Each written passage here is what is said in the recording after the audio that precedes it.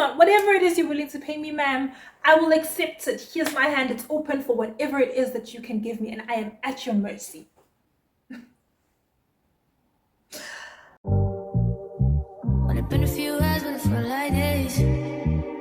Sanbonani Dumelang, hello, my name is Malwande and welcome to my channel. This is episode 6 of the new BRAIDER Must-HAVES series, and in this episode we're going to be talking all things pricing and costing. How should you price your services? What costs must you consider? And what is a fair price? What is not a fair price? So let's get into it. Allow me to get a bit personal and share this about my experience and about my journey, simply so that you can take those lessons and apply them without having to make the same mistake yourself. When I first started off, my pricing was, in retrospect, it was terrible. My pricing was terrible. There were so many things I did not consider, such as the supplies that I need for braiding. I didn't consider the cost of the materials that I'm using for my braiding service, such as the long list of things that I showed you in the previous video when we were talking about tools that you'll need. All those things I showed you, I had to buy them cash, and I did not take that into consideration. I didn't consider things like I need a pair of scissors, things like, oh, I'm gonna need a specific comb, I'm gonna need these particular hair ties. All of that I did not take into consideration when I priced.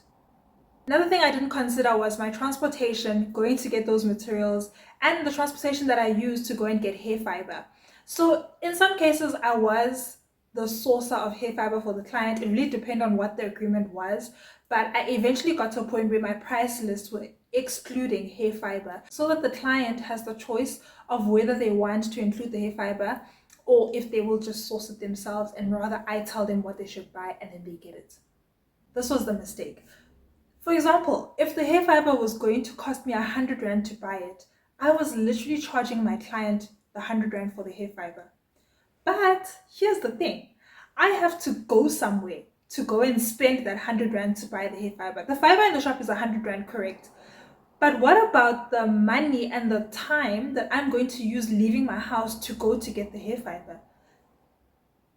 You understand my point? That's something that I did not consider. So that then leads me to making a loss from what should be my profit. So now if the head client has paid me 450 for doing the style, for instance, I now have to say 450 minus the 50 Rand that I used as transportation to go and buy the hair fiber, which is something that the client should have paid for and not me. Time. Time is an important aspect to consider. I never factored in how many hours it takes me to do something. So for instance, if I'm doing medium-sized knotless braids, and I now know that, okay, on average, it takes me about 6 hours to do medium knotless braids that are bra strap length, right? Bra strap length. I'll put bra strap length on the side. I did not factor in that, okay, if it's taking me 6 hours, what is my hourly rate as a braider? How do you get to that?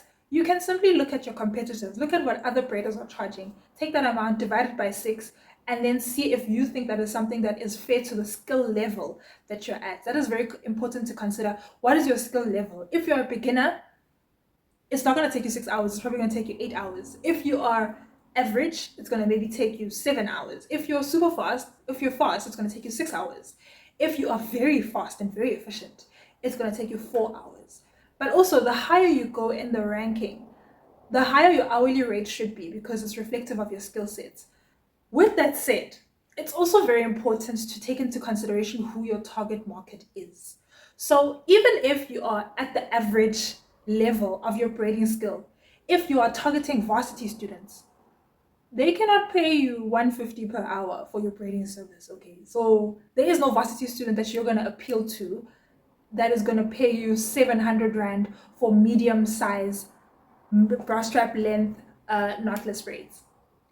That is another factor to consider.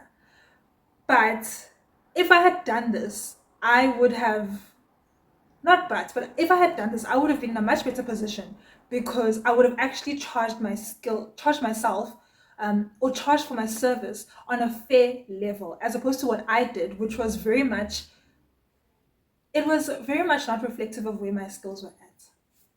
Thing that I have to point out is about mindset. This is a big one. This is a big one, because I don't even know how to sum it up, but it's very important, the kind of mindset that you have about money and that you have about your skills, a mindset that you have about the service that you're providing. So if you are moving in the mindset of desperation, which is basically, I will do whatever it takes to get this client. I will do whatever they need me to do just so that they can pay me. I need this money. I am so desperate for it. I will beg and plead and crawl and fight to get this 300 rand for this hairstyle.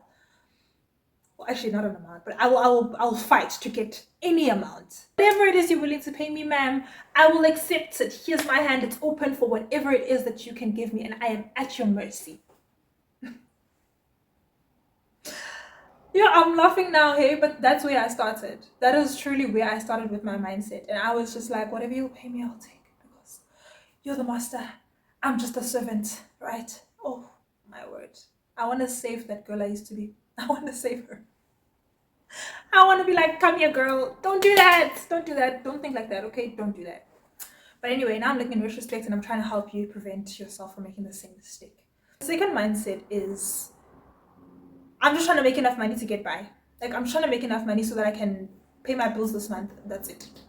That's someone with a very short-term mindset, and your pricing will be reflective of that too, because you're just gonna throw numbers, however, you're just gonna throw whatever numbers come to your mind, whether they're too high, too low, it's whatever. You're just gonna find your way to the person who's gonna accept whatever it is that you're saying and let that be, right? That's the second mindset. Then we have the mindset that we are aiming for, the mindset I eventually got to, but like, I got to this mindset, let's say in year 5 of my braiding service, when I could have gotten to this probably in year 2 or year 3. Whew. That third mindset is the mindset of, I am running a business. I need to be professional with how I view money. I do not lack. I am adding value, and the person receiving of my value is grateful. They are here as part of an exchange. I am providing the service, they are providing the payment for it. I am providing the beauty, they are providing the payment for it, and that is it.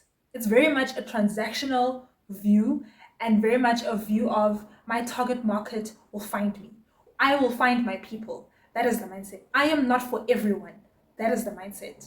Not everyone needs to be my person, and that is the mindset. And by my person, I mean my clientele. Not everyone has to be my client, and that is the mindset.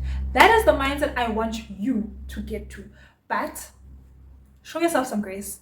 You're not just going to start there, because pricing, like I'm saying, you might feel as if I'm just speaking in circles, but honestly, it's a rather complex thing to get around when you're providing a service. If you're making a product, obviously that is so much easier to go about your pricing. You take your materials, you take your hourly rate, you put it together, and you'll always have this.